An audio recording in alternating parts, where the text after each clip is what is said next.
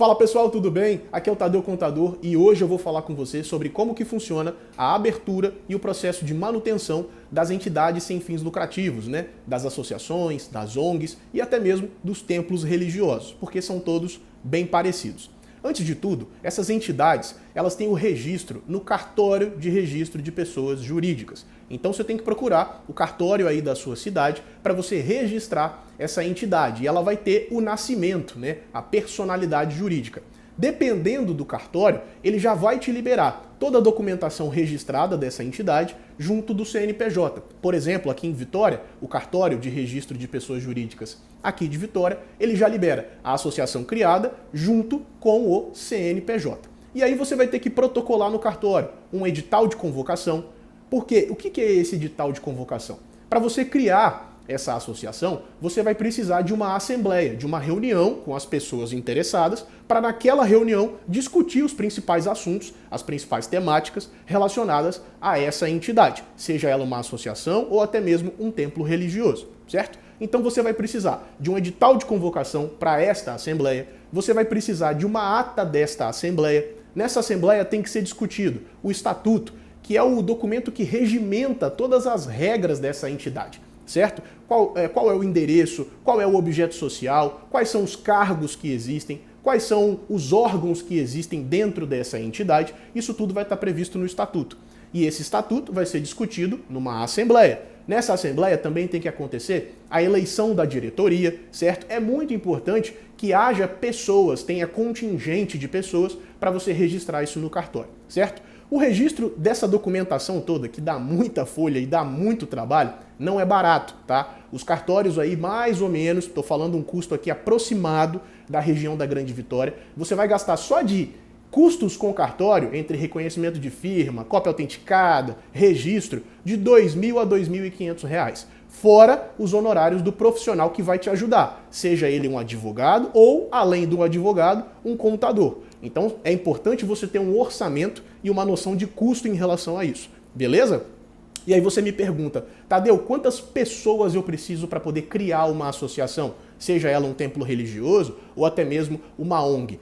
Bom, essas associações geralmente elas vão agregando pessoas com o tempo. Tudo bem, são os associados, mas elas precisam de uma diretoria. Essa diretoria tem que ter pelo menos, a gente recomenda, né, a gente orienta, um diretor-presidente e um vice, né, um diretor tesoureiro, né, e um vice, um secretário e um vice, e muitas vezes também um conselho fiscal, né, que aí precisa de pelo menos 2 pessoas. Então isso aí dá uma média aí de 8 pessoas, mais ou menos, pode ser até um pouco menos, dependendo do caso, mas assim, gira na casa de 8 pessoas. Essas pessoas vão compor uma diretoria, elas vão ser eleitas para ocupar um cargo por um determinado período de tempo. E de tempos em tempos, né, essa diretoria pode ser renovada. Beleza? Show de bola? Beleza. Criado o CNPJ, registrado no cartório. E agora, Tadeu, qual é o próximo passo? Primeira coisa que você tem que fazer é contratar uma assessoria contábil. Não estou puxando sardinha para o meu lado, não. Mas por quê?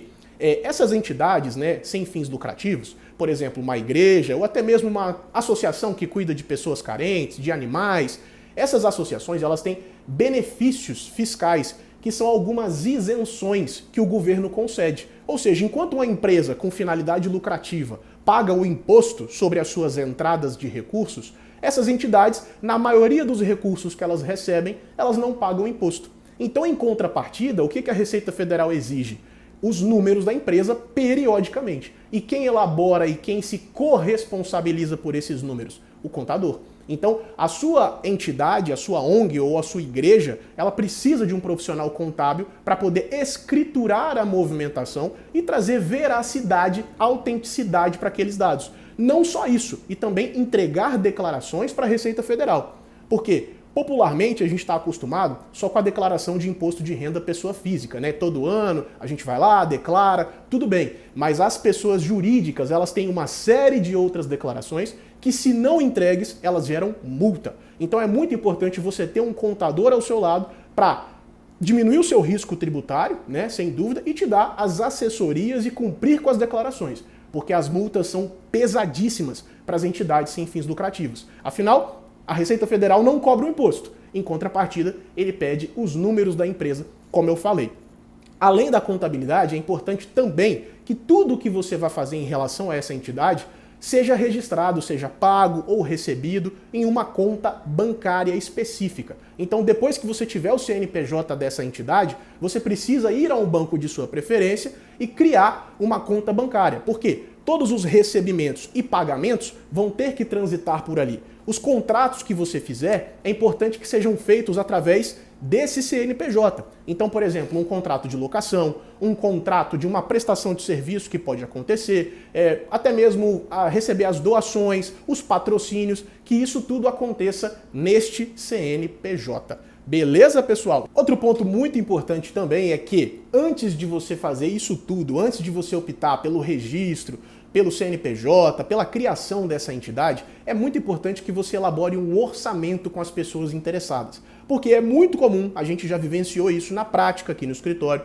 às vezes um grupo de pessoas muito bem intencionado, querendo fazer o bem, querendo agregar para a sociedade, mas sem viabilidade financeira. Então decide por abrir o CNPJ, e como eu falei, a Receita Federal ela é muito sedenta de informação, acaba não tendo condições de manter esse CNPJ, ou seja, de manter os custos fixos, de contratar uma assessoria contábil, e aí se você não declara, se você não cumpre as regras, você pode ter punições do governo, da Receita Federal. Então é muito importante que, antes de abrir, seja feito um orçamento. Olha quanto que vai custar, quanto vai gastar, quanto vai investir, e depois, para manter, que seja feito aí um caixa por pelo menos 6 meses, 12 meses, de quais são os custos fixos dessa entidade para que ela se mantenha. É o quê? É um aluguel? É uma internet? É uma mensalidade de um contador? Vou também contratar um advogado? A mensalidade desse advogado? Quanto custa, né? E é importante porque com esse orçamento você vai ver se você tem condição de formalizar esse CNPJ